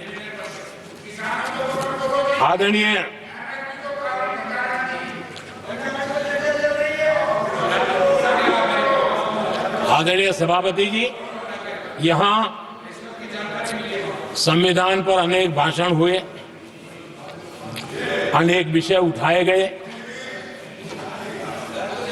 हर एक की अपनी मजबूरियां होगी, राजनीति कुछ न कुछ करने के लिए कुछ करते होंगे, लेकिन आदरणीय सभापति जी, हमारा संविधान सबसे ज्यादा जिस बात को लेकर के संवेदनशील रहा है वो है भारत के लोग, वी द पीपल, भारत के नागरिक। संविधान उनके लिए है, उनके हितों के लिए है, उनके कल्याण के लिए है, उनकी गरिमा के लिए है, और इसलिए संविधान भारत के कल्याणकारी राज्य के लिए हमें दिशा निर्देश देता है। और कल्याणकारी राज्य का मतलब है जहां नागरिकों को भी गरिमा प्राप्त हो, उनको गरिमामय जीवन की गारंटी मिलनी चाहिए। हमारे कांग्रेस के साथियों को एक शब्द बहुत प्रिय है, मैं आज उस शब्द का उपयोग करना चाहता हूं, और उनका सबसे प्रिय शब्द जिसके बिना वो जी नहीं सकते, वो शब्द है जुमला। कांग्रेस के हमारे साथी, उनको दिन रात जुमला, लेकिन इस देश को पता है हिंदुस्तान में अगर सबसे बड़ा जुमला कोई था और वो 4 पीढ़ी ने चलाया, वो जुमला था गरीबी हटाओ। ये ऐसा जुमला था, ये गरीबी हटाओ ऐसा जुमला था, उनकी राजनीति की रोटी तो सिकती थी, लेकिन गरीब का हाल ठीक नहीं होता था। आदरणीय सभापति जी, जरा कोई मुझे कहे, आजादी के इतने सालों के बाद क्या एक डिग्निटी के साथ जीने वाले परिवार को क्या उसे टॉयलेट भी उपलब्ध नहीं होना चाहिए? क्या आपको ये काम करने की फुर्सत नहीं मिली? आज देश में टॉयलेट बनाने के अभियान को, जो गरीबों के लिए एक सपना था, उसकी डिग्निटी के लिए हमने इस काम को हाथ में लिया और हमने जी जान से उसे जुटे रहे। उसका मजाक उड़ाया गया, मुझे मालूम है, लेकिन उसके बाद भी सामान्य नागरिक के जीवन का गरिमा, ये हमारे दिल और दिमाग में होने के कारण हम डिगे नहीं, हम अड़े रहे, हम आगे बढ़ते चले गए और तब जाकर के ये सपना साकार हुआ। माताएं बहनें खुले में सोच जा रही थी, या तो सूर्योदय के पहले या सूर्योदय के बाद, और आपको कभी पीड़ा नहीं हुई। और उसका कारण यह था कि आपने गरीबों को और गरीबी को टीवी में देखा है, अखबार की सुर्खियों में देखा है, आपको गरीब की जिंदगी का पता नहीं, वरना आप इसके साथ ऐसा जुल्म नहीं करते। आदरणीय सभापति जी, इस देश की 80% जनता पीने के शुद्ध पानी के लिए तरसती रही। क्या मेरा संविधान हमें रोकता था? क्या संविधान तो ये चाहता था कि सामान्य मानवीय की सुविधाओं को ध्यान दिया जाए। आदरणीय सभापति जी, ये काम भी हमने बड़े समर्पण भाव से आगे बढ़ाया है। आदरणीय सभापति जी, इस देश की करोड़ों माताएं चूल्हे में खाना पकाना और धुएं से आंखें लाल, कहते हैं कि सैकड़ों सिगरेट का धुआं खाना पकाते हैं तब धुआं शरीर में जाता है। उन माताओं बहनों की आंखें लाल होती थी, इतना ही उनका शरीर स्वास्थ्य खत्म हो जाता था। उनको धुएं से मुक्ति का काम, और 2013 तक क्या चर्चा चलती थी, 9 सिलेंडर देंगे कि 6 सिलेंडर देंगे। इस देश ने देखते ही देखते हर घर तक गैस का सिलेंडर पहुंचा दिया, क्योंकि हमारे लिए हर नागरिक 70 साल के बाद जो बेसिक सुविधाएं हैं उसकी तरफ। आदरणीय सभापति जी, अगर हमारा गरीब परिवार दिन रात मेहनत करके गरीबी से बाहर निकलने के लिए कोशिश करता है, बच्चों को पढ़ाना चाहता है, लेकिन घर में एक बीमारी आ जाए तो उसका सारा प्लान बेकार हो जाता है, पूरा परिवार की सारी मेहनत पानी में चली जाती है। क्या इन गरीब परिवारों के इलाज के लिए कुछ आप सोच नहीं सकते थे? 50-60 करोड़ देशवासियों को मुफ्त इलाज मिले। संविधान की उस भावना का आदर करते हुए हमने आयुष्मान योजना को लागू किया, और आज देश के 70 साल के ऊपर के किसी भी वर्ग के क्यों न हो, उनके लिए भी हमने व्यवस्था की। आदरणीय सभापति जी, जरूरतमंदों को राशन देने की बात, और उसका भी मजाक उड़ाया जा रहा है। जब हम कहते हैं कि 25 करोड़ लोग गरीबी को परास्त करने में सफल हुए हैं, तो फिर हमें सवाल पूछा जाता है कि आप गरीब को राशन फिर क्यों देते हो? आदरणीय सभापति जी, जो गरीबी से निकल के आया है, उसे पता होता है कि अस्पताल में भी एक पेशेंट स्वस्थ होने के बाद जब छुट्टी देते हैं ना, तो डॉक्टर भी कहता है कि आप घर जाइए, तबीयत ठीक है, ऑपरेशन अच्छा हुआ है, लेकिन महीने पर ये जरा संभालना, ये मत करना, क्योंकि पेशेंट दोबारा तकलीफ में ना आए, गरीब दोबारा गरीब न बने, इसलिए उसका हैंड होल्डिंग जरूरी है।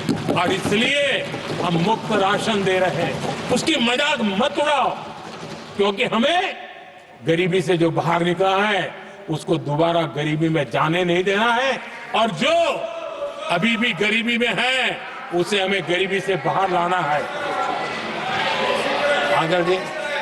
आदरणीय सभापति जी, हमारे देश में गरीबों का नाम पर जो जुमले चले, उसी गरीबों के नाम पर बैंकों का राष्ट्रीयकरण किया गया गरीबों के नाम पर। लेकिन 2014 तक इस देश के 50 करोड़ नागरिक ऐसे थे जिन्होंने बैंक का दरवाजा तक नहीं देखा था।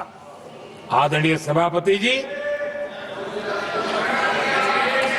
गरीब को बैंक में प्रवेश तक नहीं था, ये पाप आपने किया।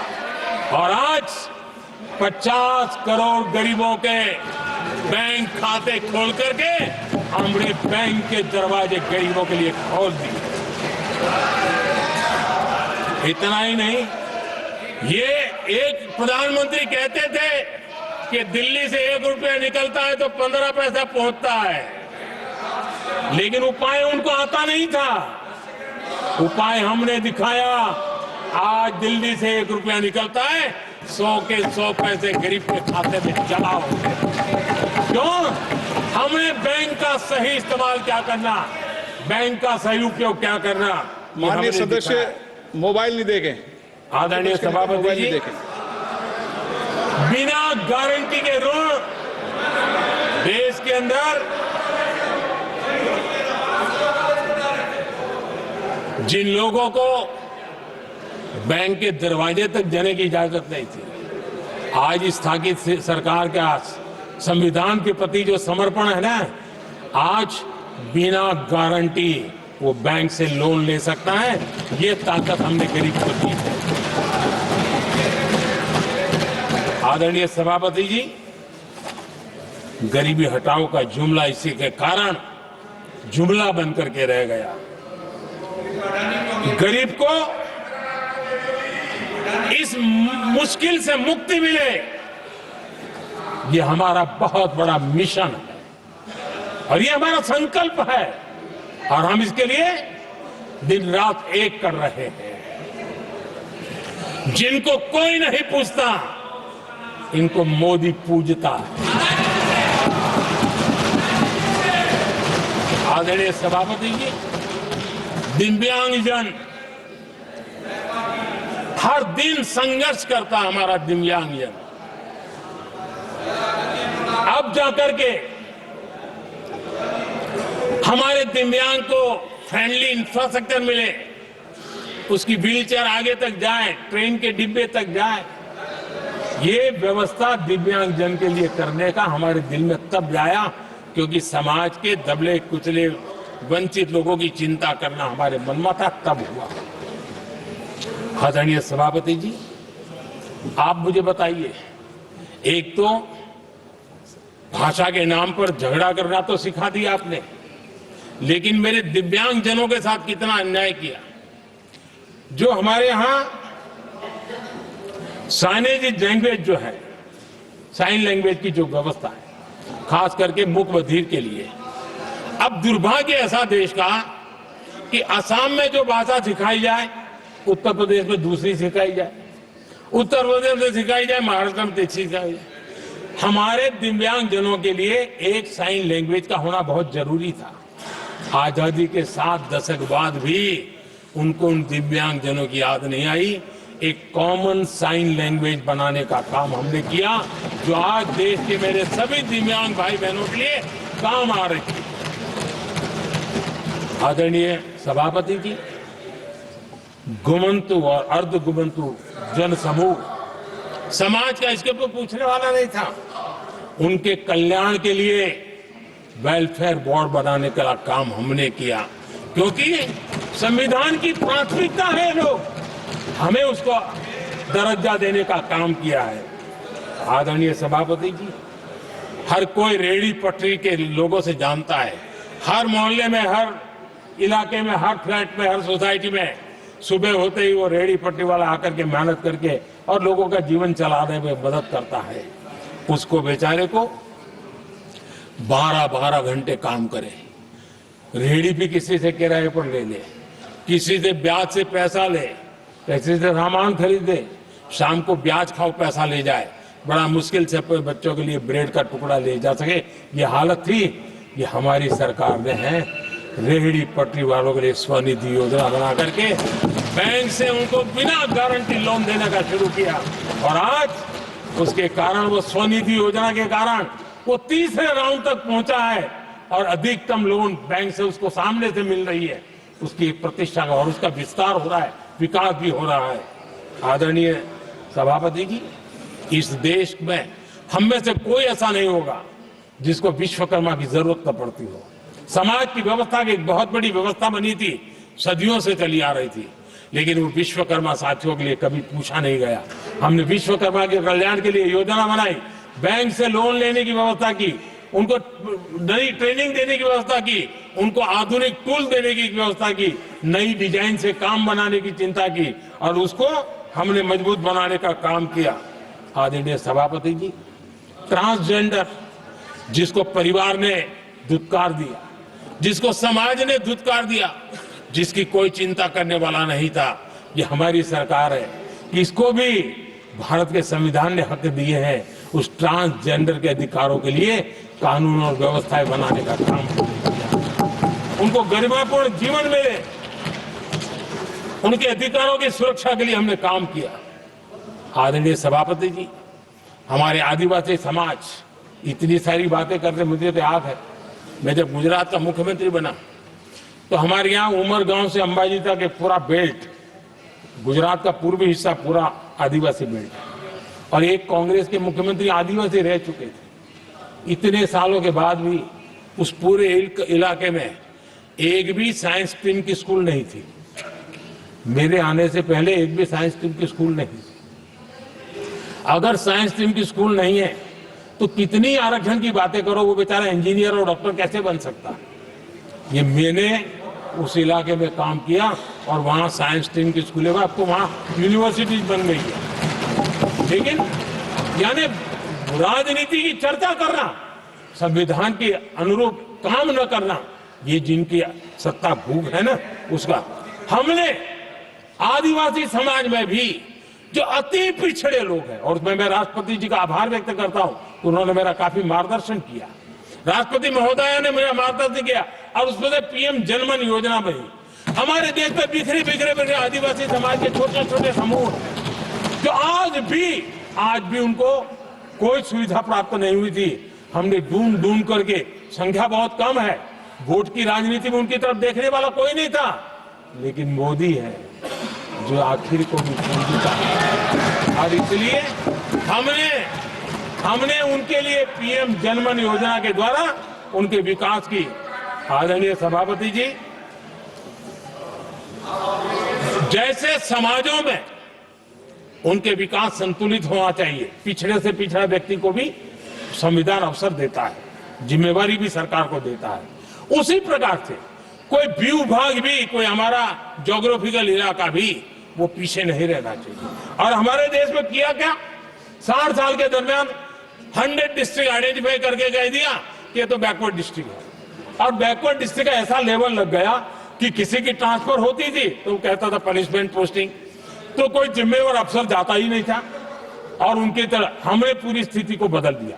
हमने एस्पिरेशनल डिस्ट्रिक्ट का एक कल्पना रखी और 40 पैरामीटर पर ऑनलाइन रेगुलर मॉनिटरिंग करते रहे, और आज एस्पिरेशनल डिस्ट्रिक्ट उस राज्य के अच्छे जिलों की बराबरी करने लग गए और कुछ तो नेशनल एवरेज की बराबरी करने लगे। भूभाग भी पीछे न रहे, कोई जिला अब इसको आगे ले जाए करके हमने 500 ब्लॉक को एस्पिरेशनल ब्लॉक बना करके उनके डेवलप पर स्पेशल फोकस करने की दिशा में हम काम कर रहे हैं। आदरणीय सभापति जी, मैं हैरान हूं जो लोग बड़ी बड़ी कथाएं सुनाते हैं, क्या इस देश में आदिवासी समाज 1947 के बाद आया क्या राम और कृष्ण से तब आदिवासी समाज था नहीं था? जो आदिवासी समाज को आदि पुरुष मृग हम कहते हैं, लेकिन आजादी के कई दशकों के बाद भी इतना बड़ा आदिवासी समूह, उनके लिए अलग मंत्रालय नहीं बनाया गया।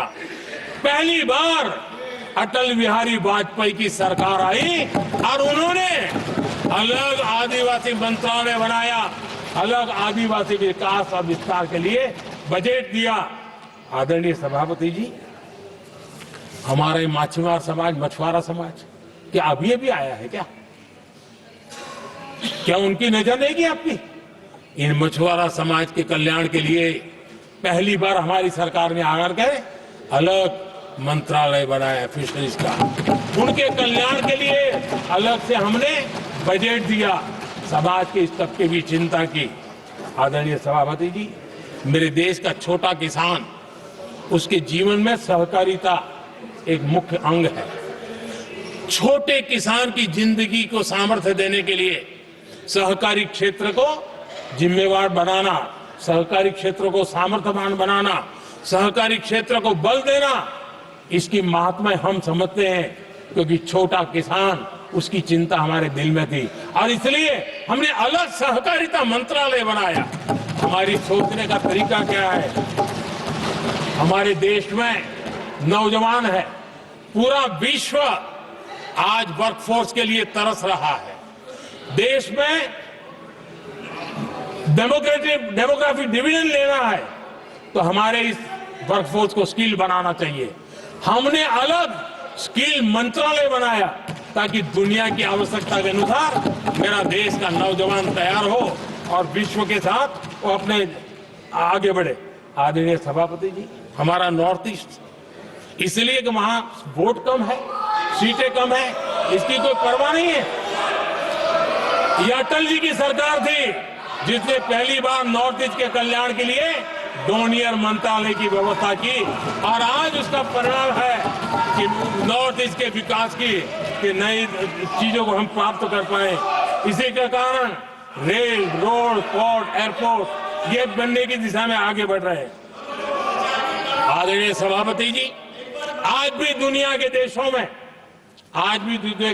में लैंड रिकॉर्ड के लेकर के समृद्ध देशों को भी कई संकट। हमने गांव के हर सामान्य व्यक्ति को अपना लैंड रिकॉर्ड, उसके घर की मालिकीन का हक पे कागज नहीं है, उसके कारण उसको बैंक से लोन चाहिए हो, कहीं बाहर जाए तो कोई कब्जा कर ले, एक स्वामित्व योजना बनाई और देश के गांव के ऐसे समाज के दबे कुचले लोगों को वो कागज हम दे रहे हैं जिसके कारण उसका मालिकी हक बन रहा है। वो स्वामित्व योजना एक बहुत बड़ा दिशा दे रहा है।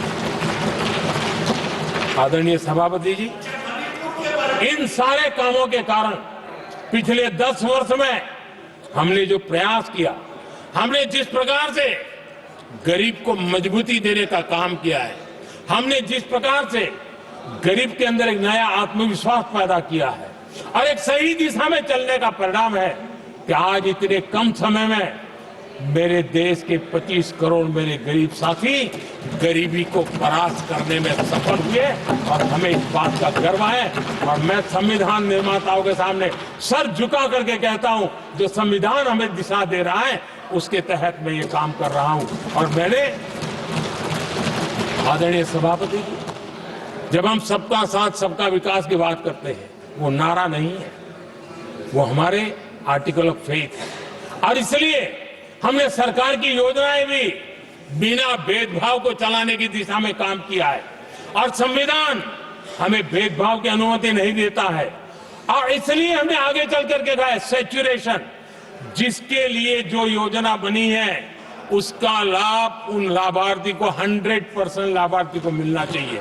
ये सैचुरेशन अगर सच्चा सेकुलरिज्म को है ना, तो ये सैचुरेशन में है। सच्चा सामाजिक न्याय अगर किसी में है तो ये सैचुरेशन 100%, 100% उसको बेनिफिट जिसका हक है मिलना चाहिए, बिना भेदभाव के लिए मिलना चाहिए। तो ये भाव लेकर के हम सच्चे सेकुलरिज्म को और सच्चे सामाजिक न्याय को लेकर के जी रहे हैं। आदरणीय सभापति जी, समाधान के हमारे एक और स्पिरिट भी है और हमारे देश को दिशा देने का माध्यम, देश को का चालक बल के रूप में राजनीति केंद्र में रहती है। आने वाले दशकों में हमारा लोकतंत्र, हमारी राजनीति की दिशा क्या होनी चाहिए, आज हमें मंथन करना चाहिए। आदरणीय सभापति जी, कुछ दलों की राजनीतिक स्वार्थ और सत्ता का भाव, मैं जरा उनसे पूछना चाहता हूं, क्या वे कभी अपने आप को, और मैं सभी दलों के लिए कह रहा हूं, उधर और इधर ये मेरा विषय नहीं है, ये मेरे मन के विचार है जो मैं इस सदन के सामने रखना चाहता हूं। कि इस देश में योग्य नेतृत्व का अवसर मिलना चाहिए नहीं? जिनके परिवार में कोई राजनीति में नहीं है, क्या उनके लिए दरवाजे बंद हो जाएंगे? क्या देश को, लोकतंत्र के स्पिरिट को परिवारवाद ने गहरा नुकसान किया है कि नहीं किया है? क्या परिवारवाद से भारत के लोकतंत्र की मुक्ति का अभियान चलाना ये संविधान के तहत हमारी जिम्मेवारी है कि नहीं है? और इसलिए समानता के सिद्धांत की बात कहे, अवसर की बात कहे, हिंदुस्तान के हर किसी को,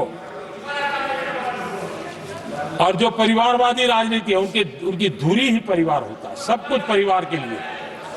देश को, देश के नौजवानों को आकर्षित करने के लिए, लोकतंत्र को मजबूत बनाने के लिए और देश के युवाओं को आगे आने के लिए हम सभी राजनीतिक दलों ने प्रयास करना चाहिए। सभी राजनीतिक दलों ने, जिनकी पार्श्वभूमि में राजनीतिक परिवार नहीं है, ऐसे फ्रेश ब्लड को लाने के लिए प्रयास करना, ये मैं मानता हूं कि देश की लोकतंत्र की, और इसीलिए मैंने लाल किले से कहा है कि मेरा एक विषय लेके मैं लगातार बोल रहा हूं, बोलता रहूंगा।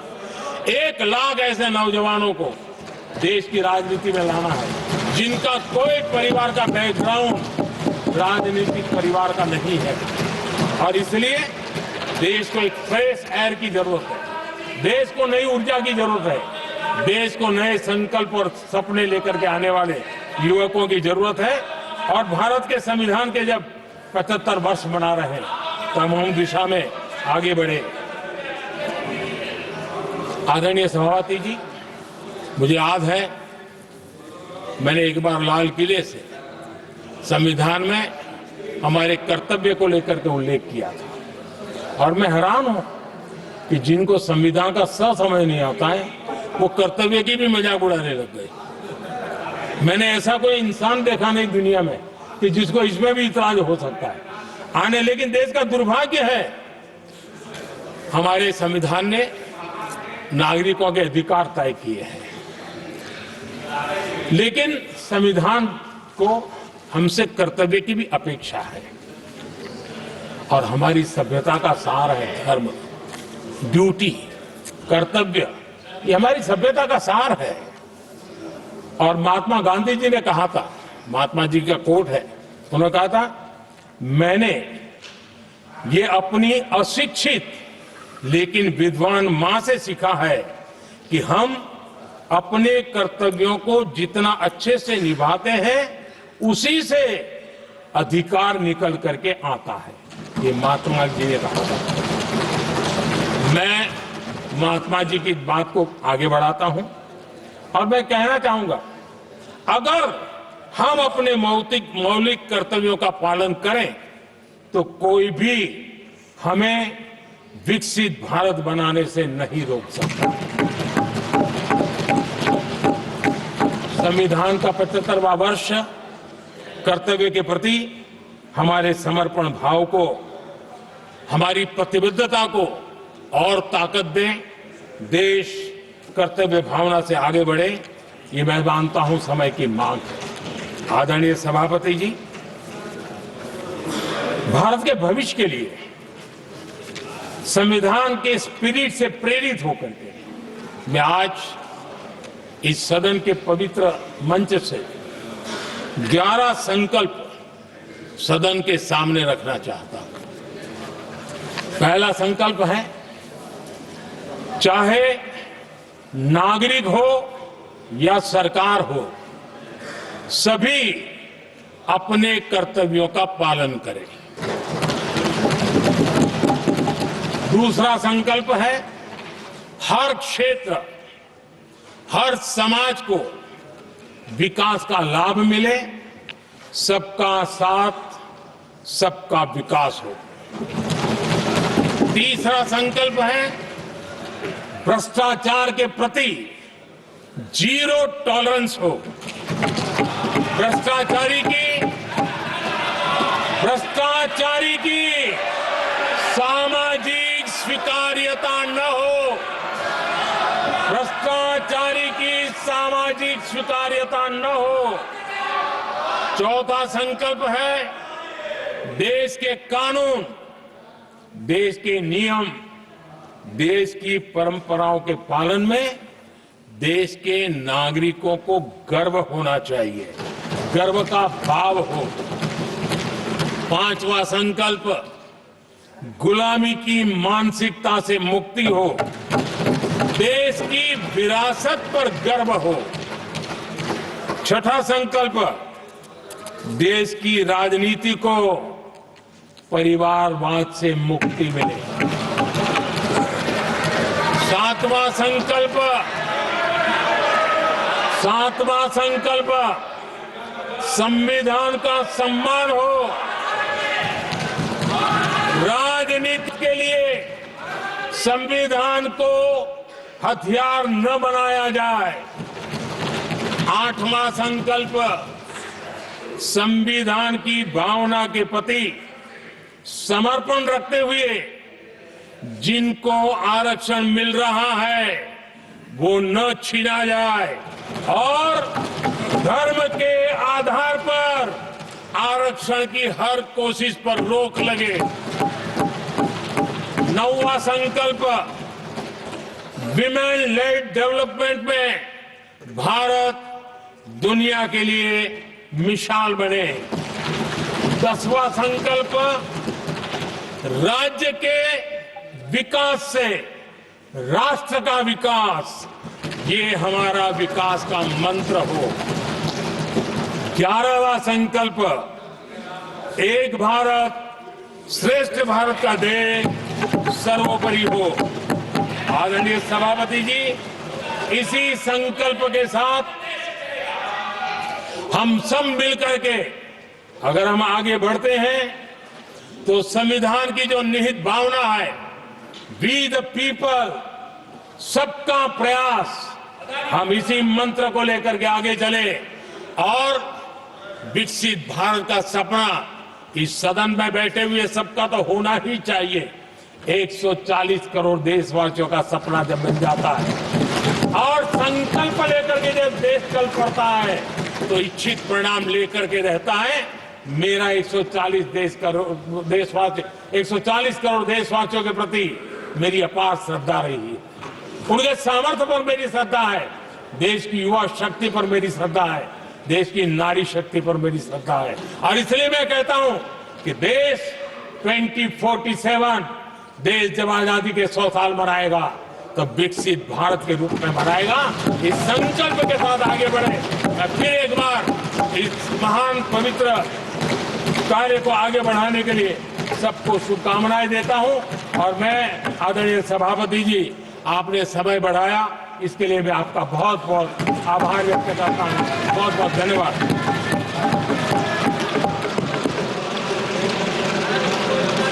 सभा की कार्रवाई सोमवार दिनांक 16 दिसंबर 2024 प्राप्त 11 बजे तक के लिए स्थगित की जाती है।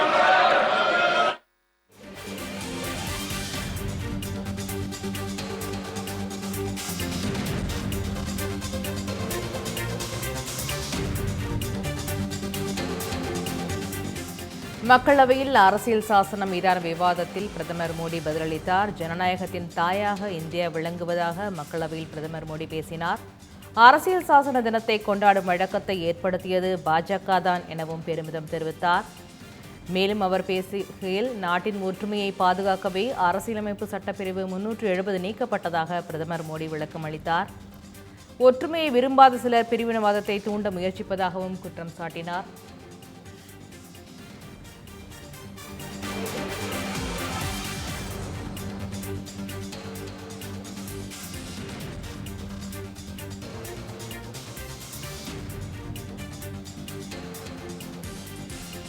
பிரதமர் மோடி பேசுகையில் காலனி ஆதிக்க மனநிலையில் காங்கிரஸ் கட்சி உள்ளதாகவும் மக்களவையில் குற்றம் சாட்டினார்.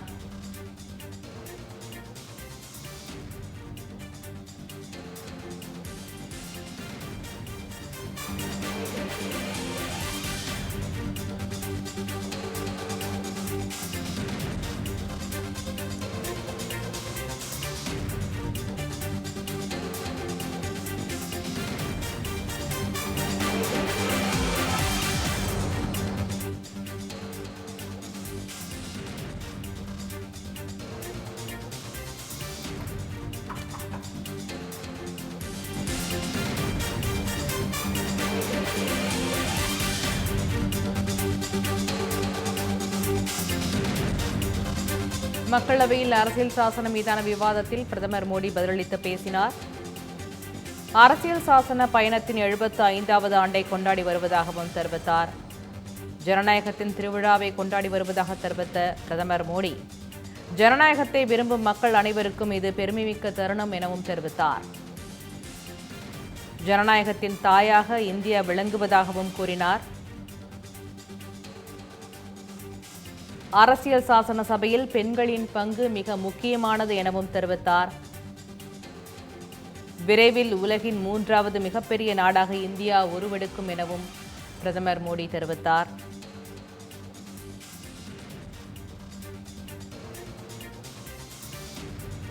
ஒற்றுமைக்கு தடையாக இருந்ததால் 370 சட்டம் நீக்கப்பட்டதாகவும் தெரிவித்தார். பொருளாதார வளர்ச்சிக்கு ஜிஎஸ்டி மிகவும் முக்கிய பங்காற்றி வருவதாகவும் கூறினார்.